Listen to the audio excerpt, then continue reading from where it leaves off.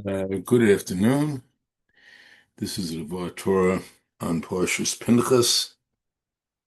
It begins um, the aftermath of Parshas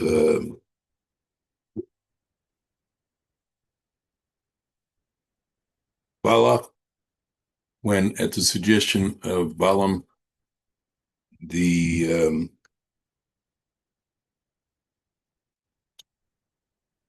Moabite women seducing the Israeli men at Baal Peor and tricked them into believing they were desecrating their gods when they were actually worshiping in a very horrible way. Did not seem like worship at all. In any event, Moshe commanded that the people who were doing it must be such Jewish people. Zimri, one of the princes of the tribe of Shimon, and Cosby, one of the princesses, the enemy, were going to perform an act of sexual immorality in front of the whole camp. Pinchas picked up a spear, killed both of them miraculously. Even though he ran them through with the spear, they didn't die, so he wouldn't become impure till he dropped them. Um, in the discourse of him doing that, the plague stopped after 24,000 people had died. And this week's parsha picks up with the reward that the Pinchas gets. I'll be going into more detail after I review the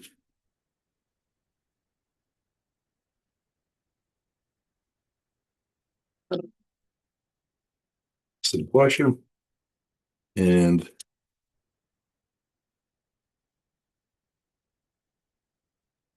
parsha then goes on. A new census. The parsha then goes on to Hashem's commanding Moshe to kill the Midianites and kill them since they attacked you through their plot in Baal Peor, as well as through their sister Cosby, descendant of the Midianite prince, who was killed in the day of the Pleiades home in Baal Peor. And before that, there's a new census taken of the Jewish people, and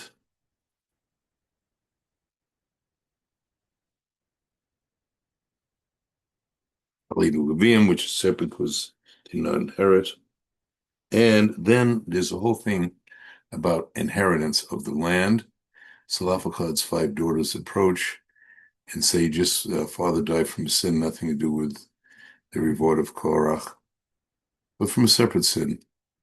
And they said, we should get a share in the land since he had no sons.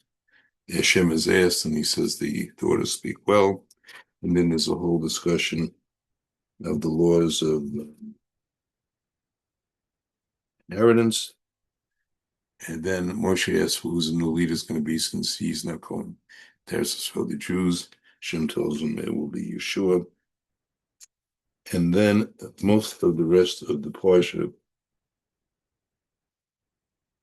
is going into the various offerings, sacrifices that are offered each of the Yontif. Now, what I'd like to do and what I'd like to focus on is the beginning of the parsha, on the rewards of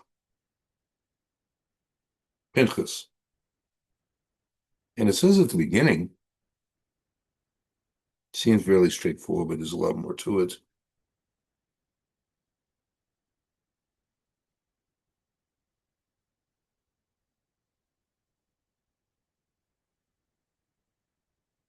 After praising him, taking up Hashem's cause and turning Hashem's anger away, it says, L'chein, Ama hineni naten lechem brit shalom.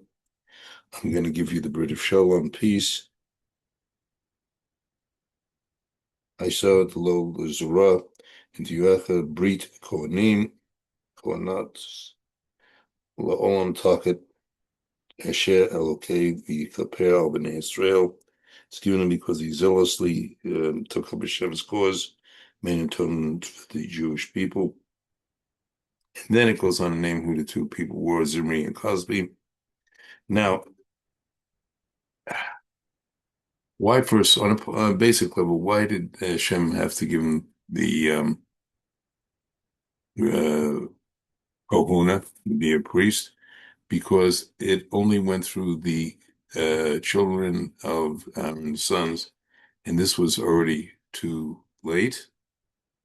And he wouldn't have otherwise been included because he was a grandson of Aaron, and instead Hashem said to him and all of his descendants.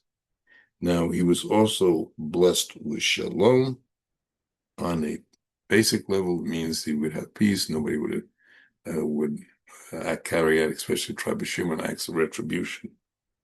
However, if you look at the word shalom,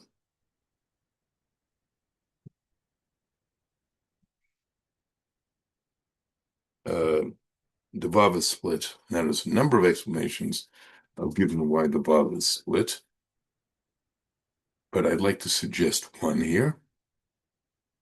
This I heard from my teacher, Rev. Museum Leslie Zichron Tzaddik Bracha, that if you take the vav split and you look, the top of it is Yud, Shalem. It made Pinchas complete. Now, what does making Pinchas complete mean?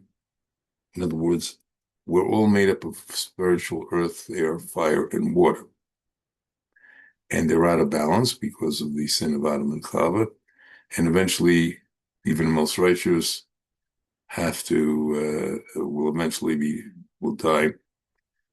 There are some exceptions to that, one of which I'll speak about briefly today, namely Eliyahu Hanavi. So it says that Pinchas will live forever. And one version is given that Pinchas eventually becomes Eliyahu. I want to take it some steps deeper.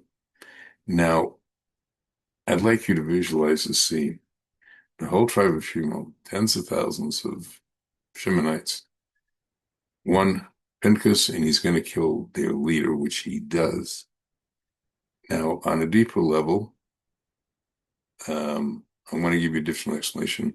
This is not based on the teaching of my teacher. This is based basically, first of all, on the Zohar, which says that Pinchas eventually became Eliyahu Hanavi. That at least that he took the role of Eliyahu Hanavi, who we know can go between heaven and earth, and he's at the birth of every Jewish baby boy. That's why it's called Kisei Eliyahu, the seed of Eliyahu, where the actual chorus, where the Senate calls him the baby. And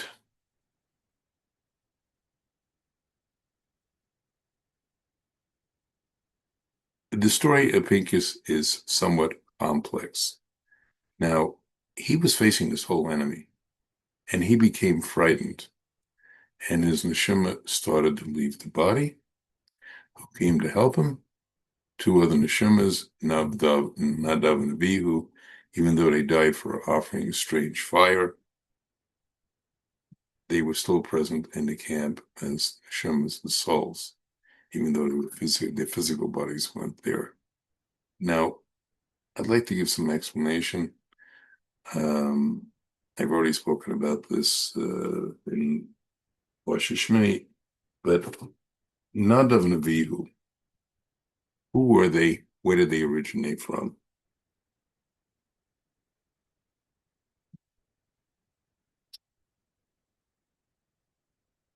Now,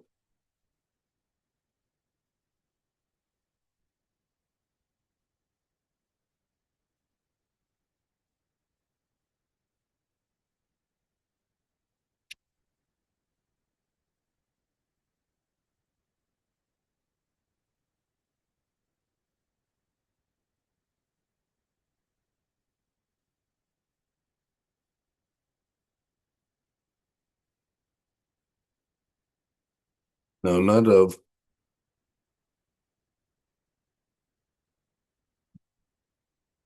Were descendants of Cain, and either um,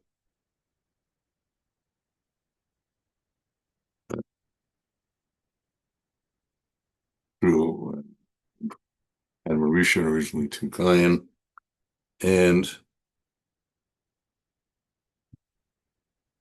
that was not of an Avihu. Now they were one neshama. Now in two bodies, and then when Pinchas was born, it says in Shmos, chapter 6, verse 25, that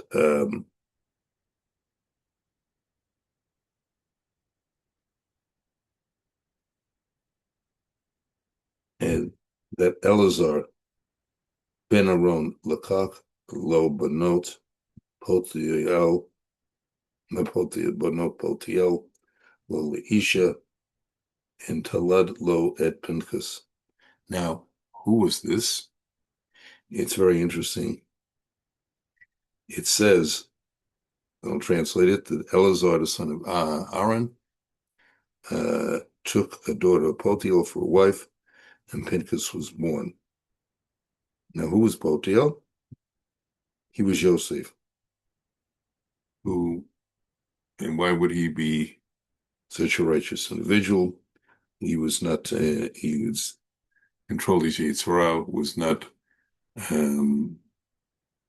seduced by Potiphar's wife.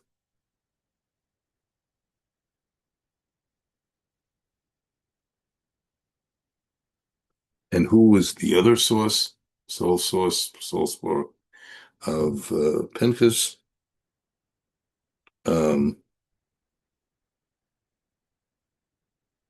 One was from Yosef Sadik, as I explained, and the second was from the soul of Yithro. He came out of the positive end of Cain.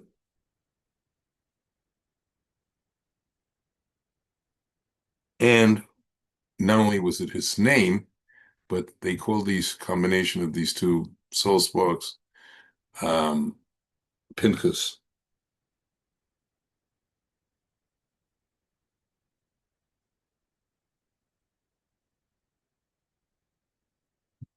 And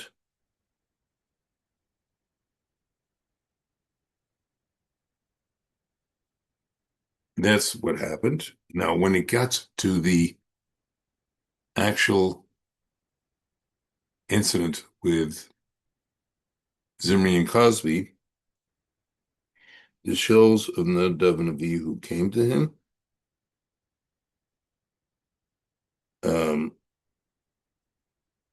And brought that added strength that they brought, and it was there that he stayed in. And without going into all the deeper details,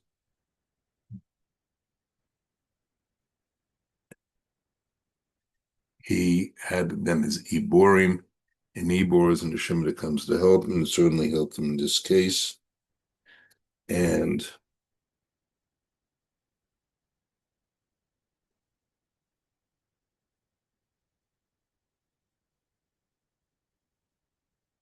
so this new soul joined the nefesh of Nadav and Avihu, it's Iborim, and to balance it, there was another Ibor in Pinchas, Koraliu HaTeshbi, who came from God. And so why did this new neshama have to come? To join the nefesh of Adam Avihu with Adam Pinchas himself.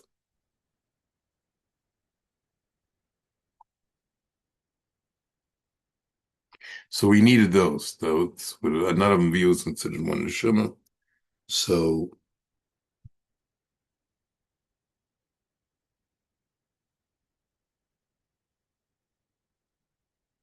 There was another soul that came to him, again as an Ibor,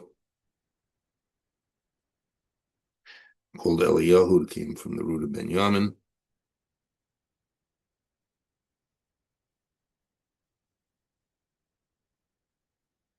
And how do we know that?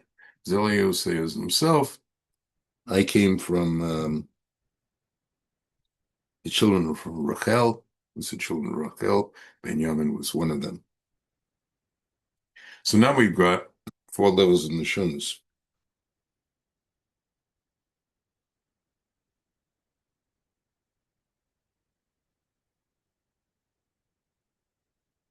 Now, a person is allowed to have his own soul and 3 others, 4 altogether. So how we seem to have 5 here. Nadav, Avihu, Eliyahu Tishbi, and Eliyahu from the tribe of Benjamin. Well, we said that they were 2 halves of one body. They naturally ever got married. They were 2 halves of one body. They were sort of a united neshama, so therefore it didn't exceed. Now, that leaves it for a while. The incident then comes.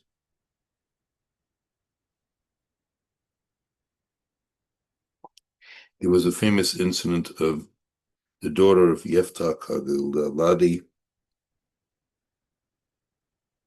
that Yeftach was one of the Shoftim,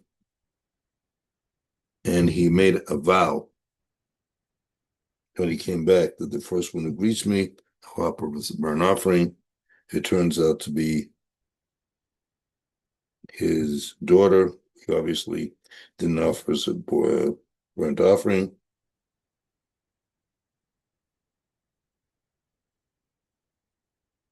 What did he do instead?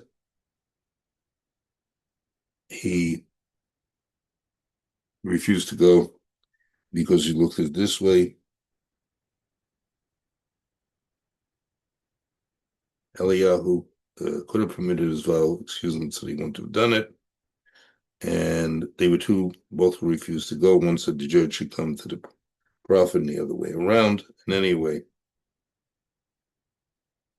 those extra neshamas left of Nadav and Avihu left Pinchas. And what happened then? Then, where did Nadav and Avihu go?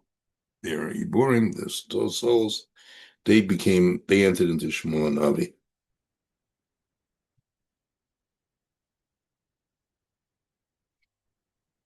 They became Gilgulim in Shmuel and Avi. And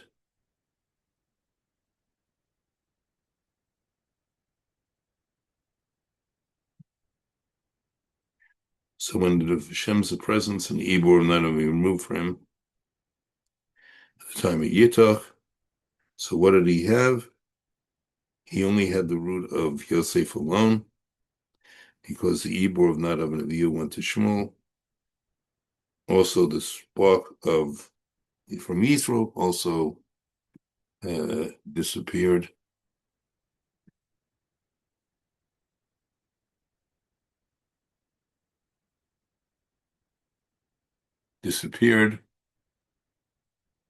And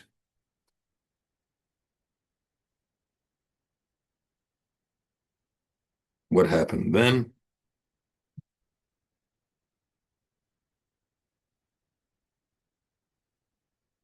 So what happened after Shmuel and Navi?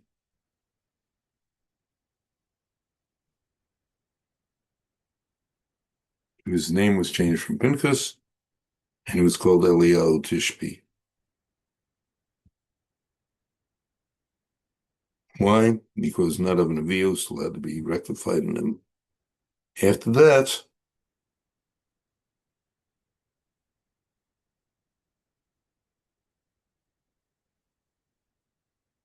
he then, after Shmuel died, he returned to him, and then that completed the rectification. Now,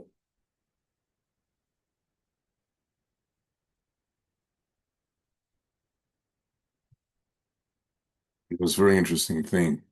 going back to Nadav and Abihu, combined with him, when Eliyahu confronted Jezebel on Mount Carmel, they had been punished for doing bringing strange incense, strange Torahs that Hashem never requested or asked for. They did. That's one of the reasons they died. Again, that's a whole separate discussion. However, what they then did to make up for that and to perfect Nadav and Abihu as Iborim, because it could be for their benefit as well as the host body and neshama, he had to challenge her in a false incense, and Eliyahu, only with the help of Nadav and Abihu's neshamas, and Eliyahu Tishbi, only with those was he able strong enough to face Jezebel and showed how false their gods were, the worshippers of Baal.